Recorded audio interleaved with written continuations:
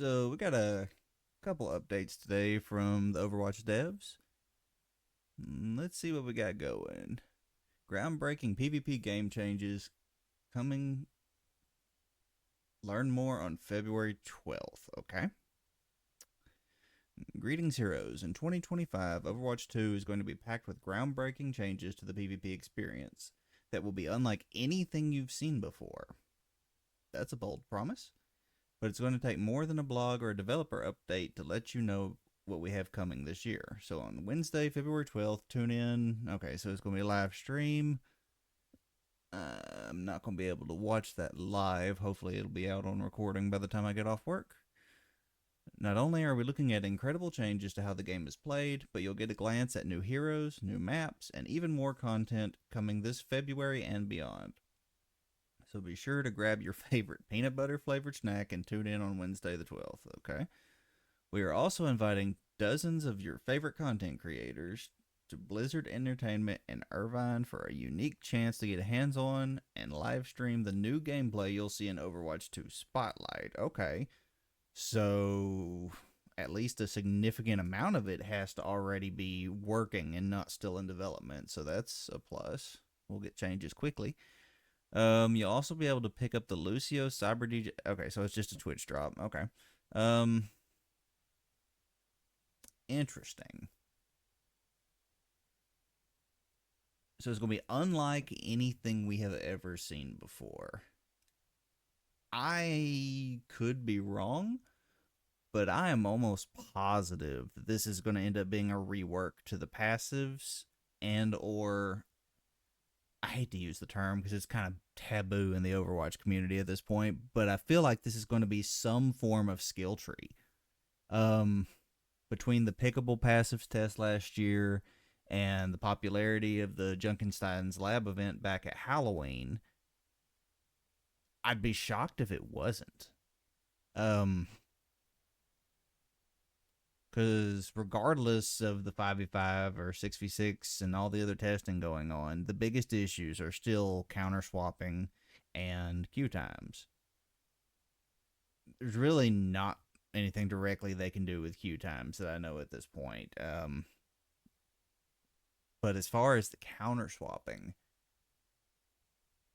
so more variety in the passives could definitely fix that. My only concern is how many different passives will be available for customization and how you acquire them.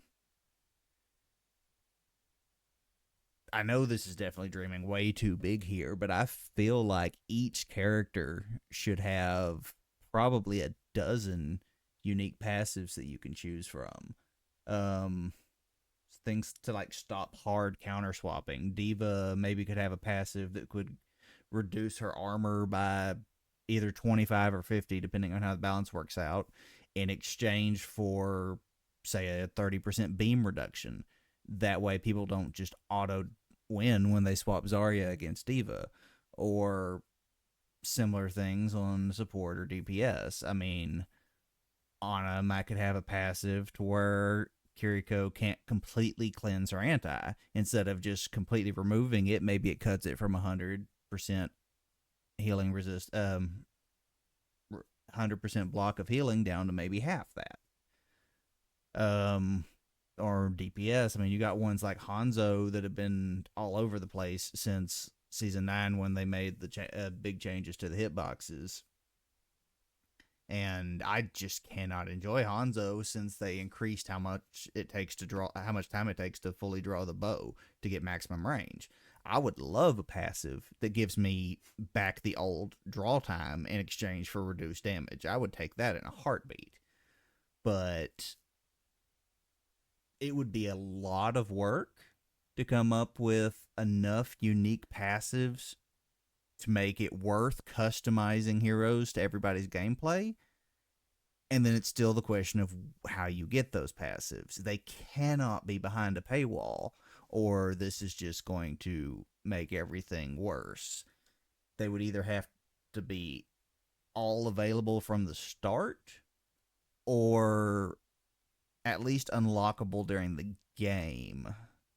I mean, again, this is all theoretical. I have no idea where they're actually going to go with this major change, but that's probably the direction I would take it. Probably the best thing they could do with that is have them lockable through the hero progression. Because right now, all you get for level playtime and doing well on heroes is that little icon that nobody ever sees. It's not equipable, not displayable. Unless you open somebody's career profile and specifically look for it, you will never see it. So they were needing some kind of better reward for hero progression anyway, and letting that be a way to unlock character passives like a skill tree would fix a lot of the problems as long as they could balance it right. I don't know. We'll have to look back at that on the 12th and see what is actually involved in it. So that's something to look forward to. And the other one that dropped is another defense matrix. What do we have this time? Defense Matrix Initiative. Get ready, heroes. It's time to mech up for another Defense Matrix update, where we take the time to update you on our progress to make Overwatch 2 a fair and friendly game. Defense Matrix helps to foster our community that fights for a better future in the game and beyond. For the game, this means working to stop dishonest players who seek to ruin the experience for others by cheating, using unapproved peripherals and software, or choosing to be disruptive.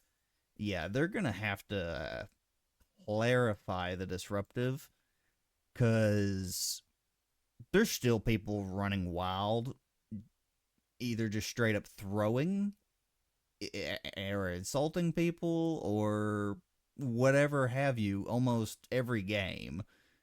And at the same time, you constantly hear of people getting banned for saying GG.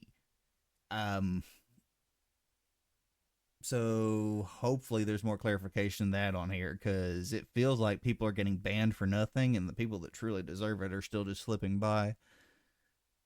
As always, the Defense Matrix team follows two key principles that help us guide our game-changing decisions. Fair is fun, and foster a safe and inclusive social experience. So let's dive into what we are doing as we are working towards these goals, how you can help, and what you can expect from us in the months ahead. Stopping the hacks in their tracks.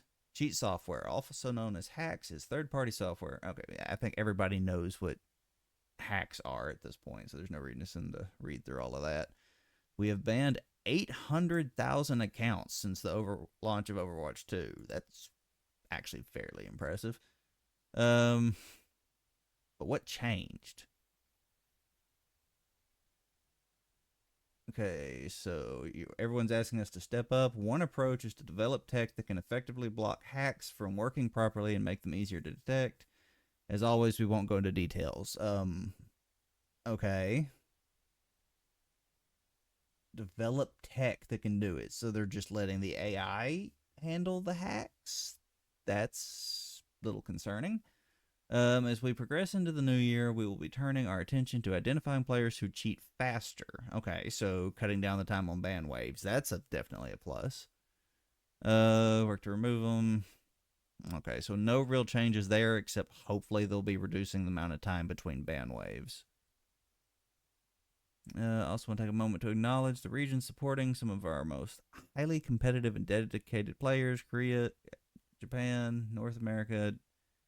Okay.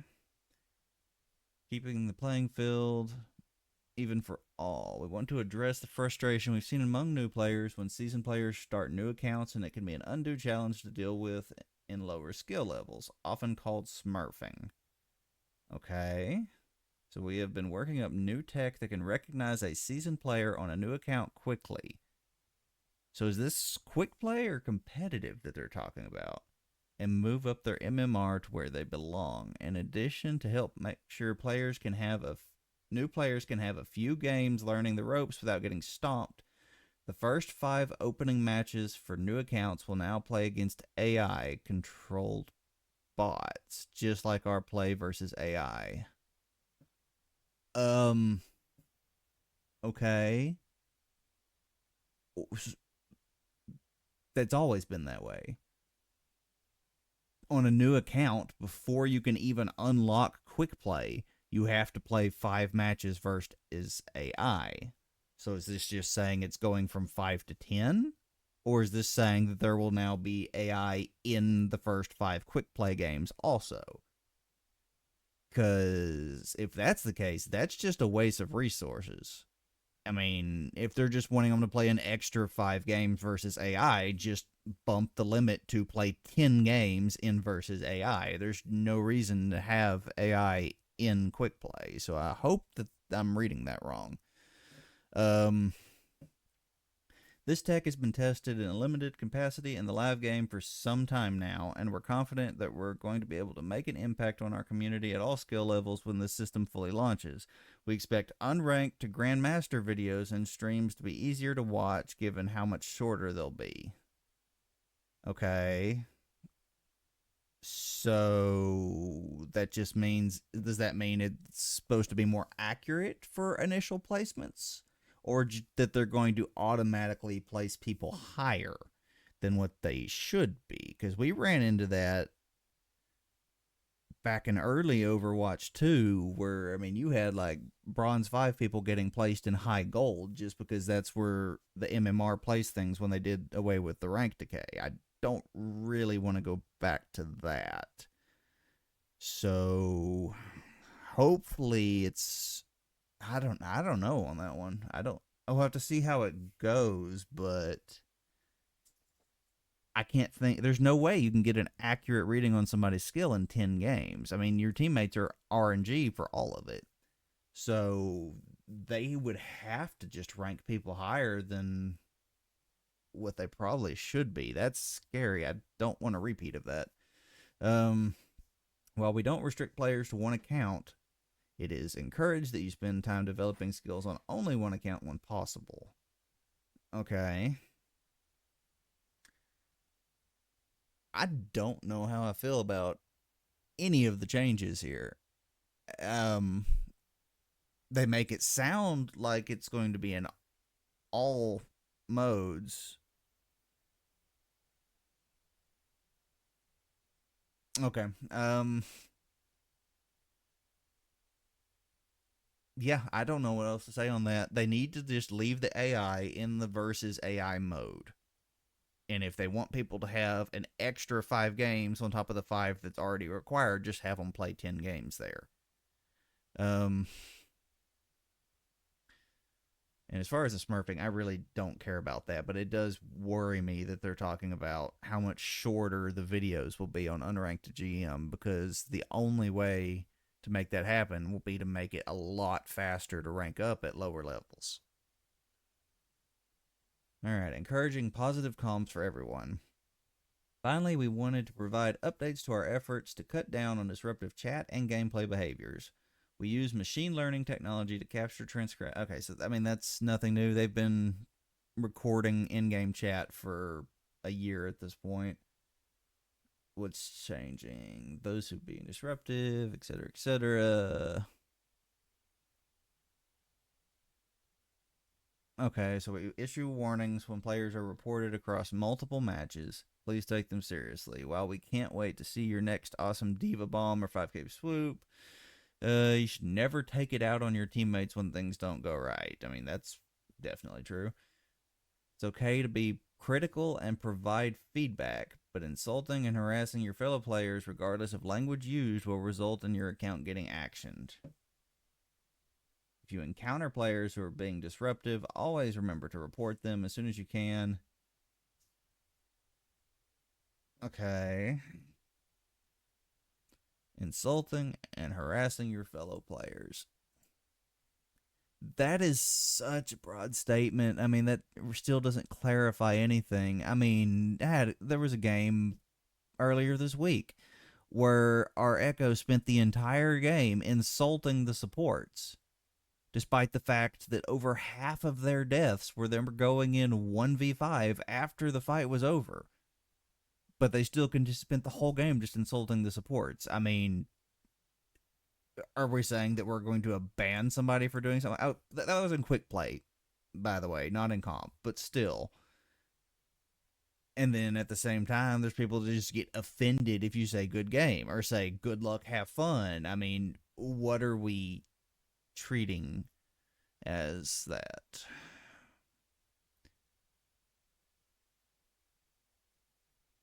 I really wish they'd give a bit more clarity on that.